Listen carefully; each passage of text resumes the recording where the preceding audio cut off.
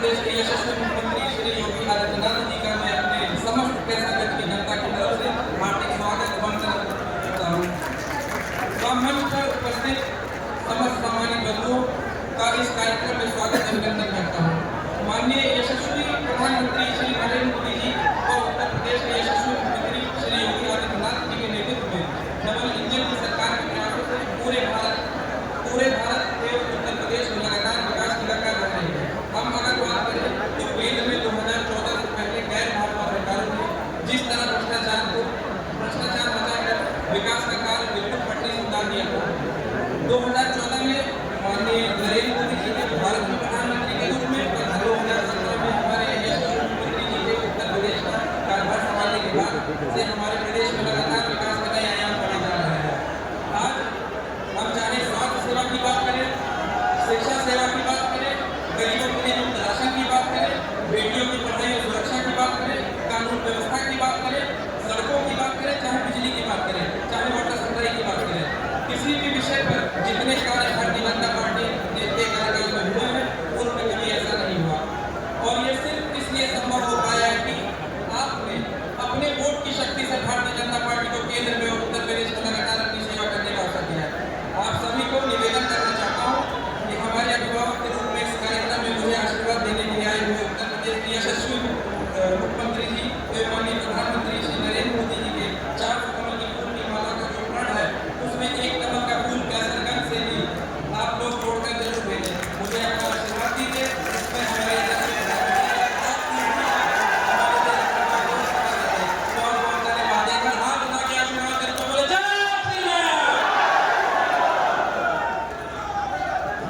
मैं आग्रह कर रहा से हम सब लोगों को आशीर्वाद प्रदान करें।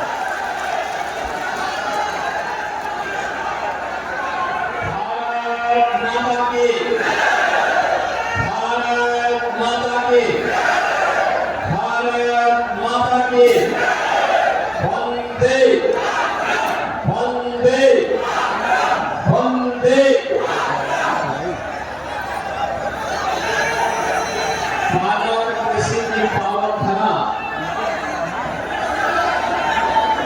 जिनके नाम पर गहराई छोड़ा है और राष्ट्र रक्षक महाराज सूर्यदेव इस क्रांति धारा पर आज बैराकपुर की जनता जनार्दन का मुझे दर्शन करने का सौभाग्य प्राप्त हुआ है। इस परम दया को कोटि-कोटि नमन करते हुए आप सभी बैराकपुर वासियों का मैं हृदय से अभिनंदन करता हूं, स्वागत करता हूं। मंच पर उपस्थित भारतीय जनता पार्टी के जिला के अध्यक्ष ब्रजेश पांडे जी,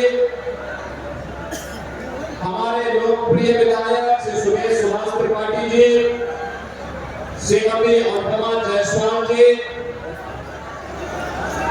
श्री भवन सिंह जी, श्री प्रेम नारायण पांडे जी, श्री अजय कुमार जी, विधान परिषद सदस्य डॉक्टर प्रज्ञा त्रिपाठी जी और केसरगंज लोकसभा क्षेत्र से भारतीय जनता पार्टी के एक युवा और कर्मठ प्रत्याशी श्री करण भूषण सिंह जी और उपस्थित केसरगंज लोकसभा क्षेत्र के बैराकपुर विधानसभा क्षेत्र से जुड़े हुए मेरे सभी उपस्थित बहनों और भाइयों, मैं सबसे पहले आप सबका हृदय से अभिनंदन करता हूं।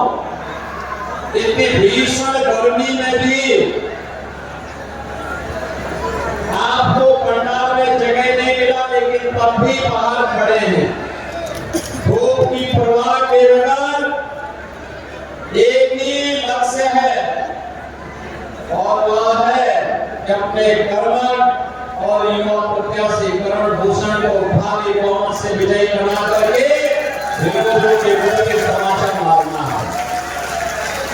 और इसके लिए मैं आप सबका हृदय से अभिनंदन करता हूं।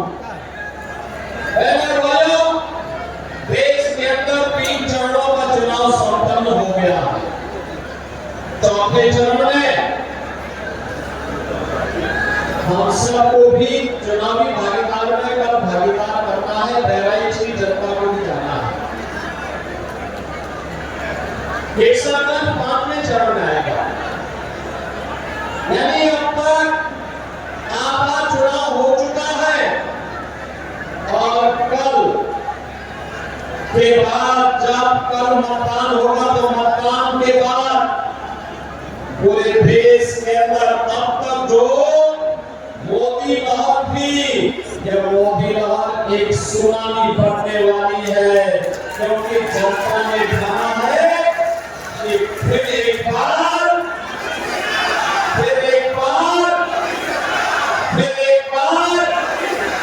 और अब की बार 400 पार। वो कहते 400 पार कैसे आप कह रहे हैं? मैंने कभी तुम नहीं समझ पाओगे। भारत के अंदर उत्तर दक्षिण पूरब पश्चिम जहां भी जाइए लोग एक ही बात कहते हैं। किसी से भी पूछिए लोग एक ही बात कहते हैं जो नाम को लाए हैं उनको लाएंगे। जो नाम भक्त है वही भारत में शासन करेगा, ये जनता ने भी तय कर दिया है।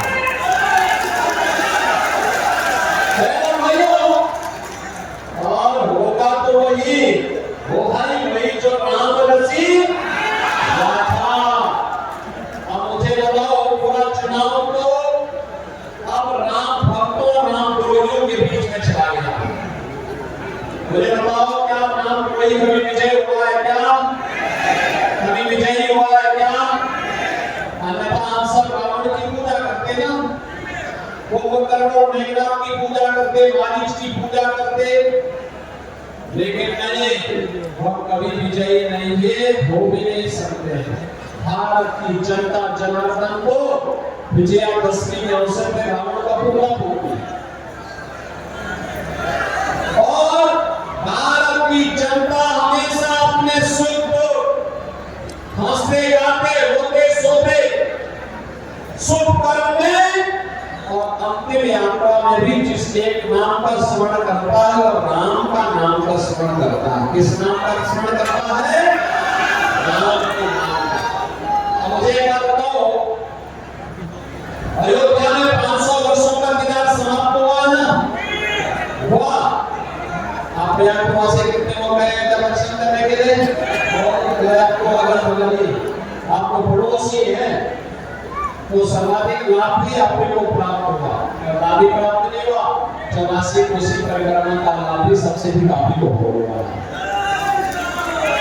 84 कोसी परिक्रमा को बहुत भव्य बनाने जा रहे हैं हम लोग, एकदम धमाकेदार बनाने जा रहे हैं। पैदल पर्यटकों के लिए भी और साथ गाड़ी से चलने के लिए भी 4 लेन की बेहतरीन कनेक्टिविटी के साथ अयोध्या की परिक्रमा भी हो जाएगी। लोग भी सिद्ध होगा और लोग भी सिद्ध होगा। भाइयों, आज दुनिया कह रही है कि जो काम भारत के अंदर अयोध्या में हुआ दुनिया के अंदर कहीं नहीं हो सकता, कहीं नहीं हो सकता। 500 वर्षों के बाद एक कांग्रेस और समाजवादी पार्टी के लोग मानते थे अयोध्या में राम मंदिर कभी नहीं बन पाएगा, इसलिए बैठाने के लिए क्या कहते थे? सपा के लोग क्या कहते थे? कहते थे कि परिवार भी पर नहीं मार सकता, बोलते थे ना। ये राम भक्तों पर गोली चलाते थे ना, चलाने के लिए चलाते थे। और कांग्रेस के लोग क्या कहते थे? कहते थे राम तो हुए ही नहीं। क्या कहते थे? राम हुए ही नहीं। राम के अस्तित्व पर ही प्रश्न खड़ा करके हुआ कांग्रेस ने, यानी राम के अस्तित्व पर प्रश्न खड़ा करने का मतलब हम और आप सब के अस्तित्व पर प्रश्न खड़ा करते हैं। और इन लोगों के द्वारा आज भी यही बयान दिए जा रहे हैं। कांग्रेस के कुटिदाता हैं, उनके द्वारा कहा जा रहा है कि राम भगवान अयोध्या में राम भारत के अंदर राम मंदिर का निर्माण भारत के के विपरीत हुआ है। आप मुझे बताओ, आप राम मंदिर का समर्थन करते हैं कि नहीं करते हैं? करते हैं ना? हर भारतवासी करता है ना? हर सनातन धर्मावलंबी खुश है ना इस बात को लेकर के? और समाजवादी पार्टी के राष्ट्रीय महासचिव क्या कह रहे हैं? कह रहे राम मंदिर करना बेकार हुआ। अरे बेकार तो आप लोग हैं, बोझा है समाज के लिए। जब सत्ता में आने का अवसर प्राप्त हुआ, जब सत्ता में आने का अवसर प्राप्त हुआ तो राम भक्तों पर गोली चलाते हैं। जब सत्ता में अवसर हुआ तो गरीबों को लूटते हैं।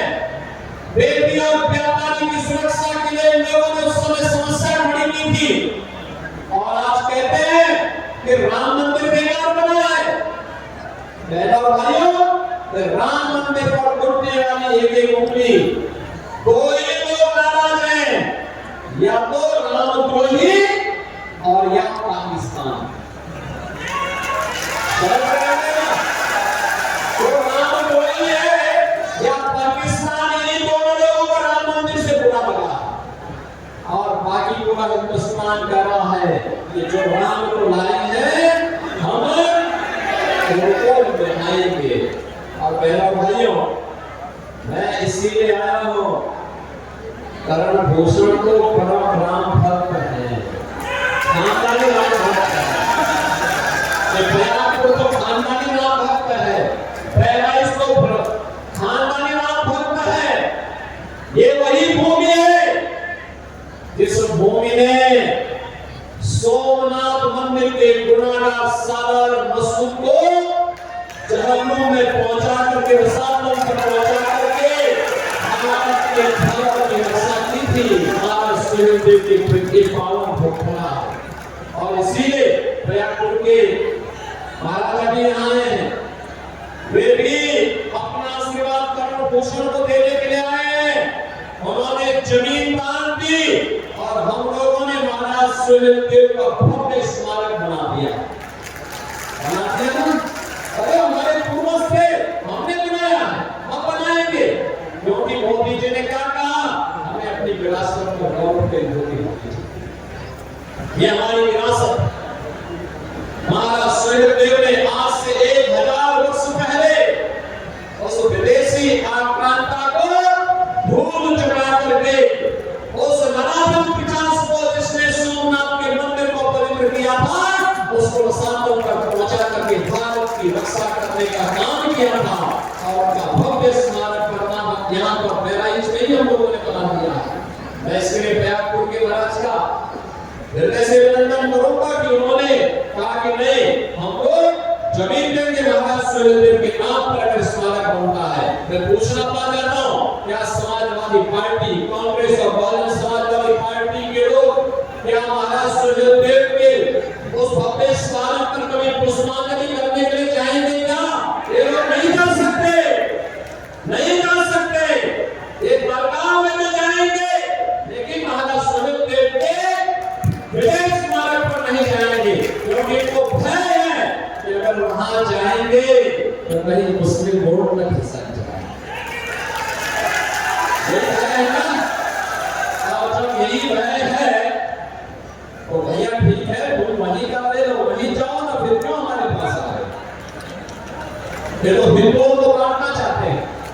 पहले उन्होंने जाति के नाम पे बांटा, फिर क्षेत्र और भाषा के नाम पर बांटा, और अब आपके प्रॉपर्टी पर भी इनका नजर बनी हुई है। कांग्रेस ने क्या कहा है? कहा है सत्ता में आएंगे तो कांग्रेस और सपा का गठबंधन क्या करेगा? वो करेगा क्या? उसने कह दिया है सत्ता में आएंगे तो वरासत टैक्स लगाएंगे। वरासत टैक्स का मतलब आपके बाप दादों ने जो कमाया है, आपकी जो संपत्ति है, इस संपत्ति में से आधी संपत्ति को ये लोग जबरन समाजवादी पार्टी के गुंडे या फिर कांग्रेस के गुंडे जबरदस्ती हड़पने का कार्य करेंगे। क्या आप उसको स्वीकार करेंगे? क्या इसको स्वीकार करेंगे? क्या भारतीय जनता पार्टी इस प्रकार की प्रगति कतई स्वीकार नहीं कर सकती, कतई नहीं स्वीकार करेगी। और इसके लिए क्या फटक करने का लगा जा रहा है? कहा जा रहा है कि हम आएंगे जातीय जनगणना करेंगे। जातीय जनगणना क्यों कराएंगे?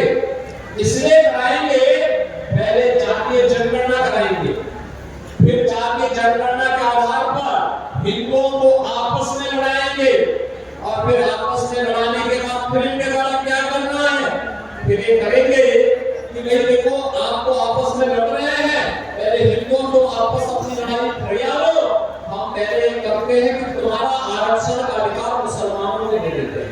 जैसे उन्होंने कांग्रेस की सरकार तब केंद्र में थी, UPA government, doctor Manmohan Singh ji प्रधानमंत्री थे, तो इन लोगों ने खड़ा किया था जस्टिस रघुनाथ के नेतृत्व में एक कमेटी गठित की थी। उस कमेटी ने रिपोर्ट दी, और रिपोर्ट में क्या कहा? रिपोर्ट में कहा था कि पिछड़ी जाति के लोगों को मिलने वाला 27% आरक्षण में से 6% आरक्षण मुसलमानों को दे देना चाहिए। हम लोग उस समय विरोध किए थे, संसद में भारी विरोध किए थे, जिसके कारण भूषण के पिताजी भी संसद में हमारे साथ में थे। उस समय हम लोग साथ साथ विरोध किए थे, पूरा विरोध किया। हमने कहा था कि कतई हिंदुओं का आरक्षण मुसलमानों को नहीं मिल सकता है। बाबा साहब भीमराव अम्बेडकर की भावना के विपरीत है। भारत के आधार पर भारत का विभाजन हुआ था, दूसरा विभाजन भारत का नहीं होने देंगे, और बहनों भाइयों भारी आंदोलन हम लोगों ने किया। और दूसरा इनको फिर जब यहाँ पे सवाल नहीं ले, इन्होंने जस्टिस राजेंद्र सज्जन की अध्यक्षता में कमेटी गठित की।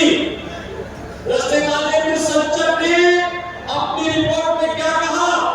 उन्होंने कहा था कि मुसलमानों की कुछ जाति को अनुसूचित जाति में शामिल करके फिर उनको अनुसूचित जाति के आरक्षण दे देना चाहिए। हमने इसका विरोध किया, कहा था ये अनुसूचित जाति में उनके आरक्षण में अनुसूचित जाति और अनुसूचित जनजाति के अधिकारों पर, आरक्षण के अधिकार पर जो बाबा साहब भीमराव अम्बेडकर ने दिया है, इसमें सेंध लगाने का प्रयास है। भारत इसको स्वीकार नहीं करेगा, और हमने तब भी विरोध किया था। अब कांग्रेस एक करने जा रही है, और दूसरा क्या करने जा रही है? दूसरा फिर जब आपस में सब भिड़ लेंगे, फिर क्या करेंगे? कि विरासत टैक्स शामिल करेंगे। विरासत टैक्स का मतलब आपकी संपत्ति। आपने कांग्रेस के बुद्धिदाता सेठ पित्रोदा का बयान पढ़ा होगा, इस बयान को कह रहा है कि विरासत टैक्स लगाएंगे।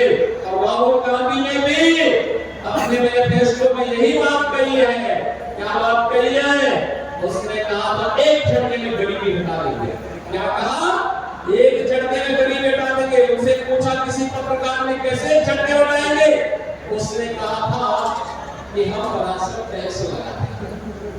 विरासत टैक्स का मतलब आपकी आधी प्रॉपर्टी ये लोग अपने कब्जे में ले लेंगे, और फिर उसका निर्माण अपने साथ करेंगे। क्या उसको स्वीकार करेंगे? क्या भारत इसको स्वीकार करेगा? क्या? और बहनों और भाइयों, एक खतरनाक काम ये और करना चाहते हैं। क्या काम करना चाहते हैं? इन्होंने क्या कहा अपने मैनिफेस्टो में? इन्होंने कहा है कि अगर हम सत्ता में आए, जो कभी नहीं आना है लेकिन फिर भी इनके मंसूबे को क्या बताता है? इन्होंने कहा है सत्ता में आए, तो सत्ता में आने के बाद इन्होंने एक और बात कही है, आएंगे तो अल्पसंख्यकों को उनकी रुचि के अनुसार खान पान की खुद ही छोड़ देंगे। बहनों भाइयों, मैं पूछना चाहता हूँ, अल्पसंख्यक क्या कोई अलग से खाता है क्या? अरे वही तो खाता होगा, दाल चावल रोटी सब्जी फल केला सेब यही खाता होगा ना, यही खाता होगा। जो हिंदू खाता वही मुसलमान भी खाता है। और एक खान पान में हमें मतभेद है, वह है हिंदू गौ मांस नहीं खाता है, नहीं खाता है, खाएगा भी नहीं, और गौ माता को कटने भी नहीं देगा। क्या गौ माता को कटने देंगे? क्या कांग्रेस और सपा के खड़े को सफल होने देंगे? क्या? तो मैं इसीलिए आपके पास आया हूं कहने के लिए, आपके पास आज के दिन पर तो कहने के लिए है, आने वाली पीढ़ी के लिए भी, इस लोक में आने वाली पीढ़ी को बताने के लिए। अरे हमने अपनी आंखों के सामने वर्षों के बाद विराजमान होते हुए देखा है। बोल पाएंगे ना? बोल पाएंगे ना? आने वाली पीढ़ी को बोलेंगे ना? और इस लोग के बाद जब पूर्वजों के पास जाएंगे तो वहां भी बोलेंगे, इस बात को बोलने का अधिकार होगा ना कि देखिए अपने पूर्वजों को आपने बड़े गर्व के साथ कह पाएंगे कि जो आपकी आस थी, जो आपकी तमन्ना थी, जो आपका संकल्प था, उसको हमने पूरा किया है, हमारे वोट ने पूरा किया है। अयोध्या के रामलला को विराजमान कर दिया है। भाइयों, पुण्य ही पुण्य आपके हाथ में। लेकिन अगर एक गौ मांस खाने वालियों का चुनाव बिता करके भेजेंगे तो एक बाप भी तो आपके साथ चढ़ेगा, चढ़ेगा कि नहीं चढ़ेगा? क्या ये बात करेंगे क्या? ये पाप नहीं होना चाहिए, कतई नहीं होना है। और इसलिए बहनों भाइयों मैं आपके पास आया हूं। मोदी जी के नेतृत्व में आज भारत दुनिया के अंदर सम्मान प्राप्त कर रहा है, सीमाएं सुरक्षित है, आतंकवाद और नक्सलवाद नियंत्रण में। आपको जोर से पटाखा फट जाए ना तो पाकिस्तान पहले सफाई देता, साहब मैंने नहीं कोई काम किया, क्योंकि उसे मालूम है लेने के देने ना पड़ जाए। और बहनों भाइयों, देश के अंदर विकास की योजनाएं, हाईवे, रेलवे, एयरपोर्ट, पहला इसका एयरपोर्ट भी चल गया है, प्रारंभ हो गया है। और मेडिकल कॉलेज गोंडा में, बहराइच में, बलरामपुर में, कोई सोचता था यहाँ मेडिकल कॉलेज बनेंगे। आज मेडिकल कॉलेज में लंबी श्रृंखला तैयार हो रही है। हर घर नल की योजना, बाढ़ की समस्या का समाधान, और गरीबों के लिए कितनी योजनाएं, कितनी योजनाएं, इतनी योजनाएं। बहनों भाइयों, 80 करोड़ लोग फ्री में राशन की सुविधा का लाभ प्राप्त कर रहे हैं। कितना? 80 करोड़। कितना? और पाकिस्तान की आबादी कितनी है? 23 से 24 करोड़। कितना है? 23 से 24 करोड़। यूपी से भी छोटा है, यूपी से भी छोटा है। और बहनों भाइयों, वहां लोग भूखों मर रहे हैं। भारत ने मोदी जी के नेतृत्व में 10 वर्ष में पाकिस्तान की आबादी से ज्यादा आबादी को गरीबी रेखा से उभार करके खुशहाल जीवन, 25 करोड़ लोग गरीबी रेखा से उभर करके खुशहाल जीवन व्यतीत कर रहे हैं। और इसीलिए मैं कहता हूं कि जो पाकिस्तान का राग लाभ है ना, इनको बोलना चाहिए, जाओ पाकिस्तान में भूखों मरो, भीख का बटोरा लेकर के दुनिया की तरफ भटकते रहो, इनकी आत्माएं भटकती रहेंगी। जो लोग पाकिस्तान में वकालत कर रहे हैं, जिनको लगता है कि पाकिस्तान अच्छा कर रहा है, अपनी जनता को भूखों मार रहा है, ये भी जाए, इनको मुबारक हो।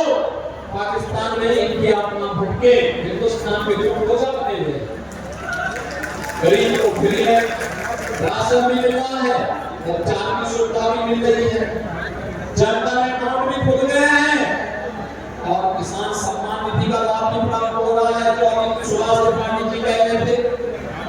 गरीब को मकान में मिल रहा है, घर में शौचालय भी बन गया है। और अभी तो मोदी जी ने कहा है जितने भी गरीब बच्चे होंगे सबके मकान बनेंगे, सबके मकान बनेंगे,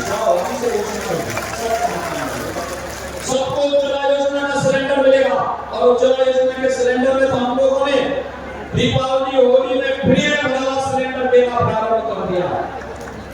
भाइयों, सरकार सुरक्षा के लिए काम कर रही है, सम्मान भी दे रही है, गरीब कल्याणकारी योजनाओं को भी ला रही है, विकास भी करा रही है। और यहाँ के सांसद जी ने तो गरीबों के घर घर में बढ़िया दे करके उनको एक भैंस की सौगात ही दी है। भाइयों, विकास और गरीब कल्याण कैसे होता है, यही है, और इसी मॉडल को लेकर के आपको चलना होगा। और इसीलिए एक युवा ऊर्जावान नौजवान आपके पास भारतीय जनता पार्टी ने भेजा है करण भूषण के लिए। भाइयों, प्रत्याशी के लिए कठिन होता है चुनाव के दौरान घर घर जाना, कठिन होता है घर घर जाना चुनाव के दौरान। और इसलिए चुनाव के दौरान आप सबको कर्ण घोषणा करना पड़ेगा। बनेंगे, घर घर जाएंगे, कमल चुनाव चिन्ह के लिए और मोदी जी के लिए फिर से जिताने के लिए वोट लाएंगे, मांगेंगे और भारी बहुमत से कब चुनाव के दोगुने वोटों से जिता करके भेजेंगे। सहमत है? सभी लोग सहमत हैं? जहां तक मेरी आवाज जा रही है ना, लोग धूप में खड़े हैं, अरे हाथ मांगेंगे तो कुछ देर के लिए एक घटना आ जाएगी। सभी लोग सहमत है ना? जिता करके भेजेंगे। मैं आश्वस्त होकर के जाऊं, सपा बसपा और अन्य दलों की जमानतें जब्त होगी, करेंगे ना? उसी जमानत जब्त करवाने के लिए जो रामद्रोही है, पाकिस्तान समर्पक है, आतंकवाद के समर्पक है, विकास